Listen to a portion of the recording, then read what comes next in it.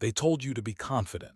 But the moment you stopped seeking approval, people became uncomfortable. Notice this carefully. Society often rewards the insecure version of you because insecure people are easier to control. The second you truly know your worth without begging, proving, chasing, or performing, you become dangerous. And that's why genuine inner confidence is often punished. Insecure people spend their lives asking, "Am I enough?" Confident people quietly decide, "I already am." That difference changes everything, because the world profits from your self-doubt. Think about it. The more insecure you feel, the more validation you buy. The more trends you follow, the more approval you chase. The more easily manipulated you become. But genuine confidence, real confidence, doesn't need permission. And that terrifies systems built on insecurity. An insecure person is predictable. They overexplain, overwork, over-apologize, overgive, and society applauds it. Why? Because insecure people rarely challenge anything. They stay quiet to avoid rejection. They shrink themselves to stay likable. They say yes when they want to say no, and the world often mistakes that self-betrayal for kindness. But the moment you stop needing constant approval, people notice. Suddenly you're called arrogant, cold, different, too much, not because you became a bad person, but because you stopped being easy to control.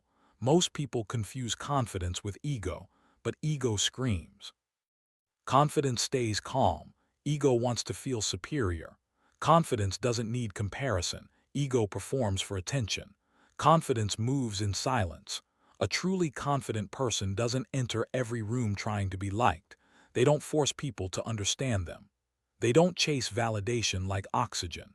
And ironically, that emotional independence makes people uncomfortable, because most relationships are secretly built on emotional dependency. When you become genuinely confident, you unintentionally expose other people's insecurities. Your boundaries remind them they have none. Your self-respect reminds them how often they abandon themselves. Your calmness reminds them how chaotic they feel inside. And instead of becoming inspired, many people become defensive. That's why some people liked you more when you were broken. When you were insecure, you were easier to predict, easier to impress, easier to manipulate. But confidence changes your energy. You stop chasing, stop proving, stop begging to be chosen. And some people only felt powerful when you doubted yourself. Real confidence is not loud. It's the ability to sit alone without feeling worthless. It's walking away from disrespect without needing revenge. It's being misunderstood without feeling the need to explain yourself to everyone. And most importantly, it's no longer needing the world's permission to feel valuable. That kind of confidence cannot be sold to you, cannot be controlled, cannot be manipulated.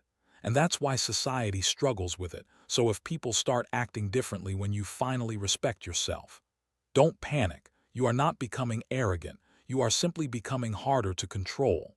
And in a world addicted to insecurity, genuine inner confidence becomes an act of rebellion. The insecure version of you made people comfortable, but the confident version of you will change your entire life.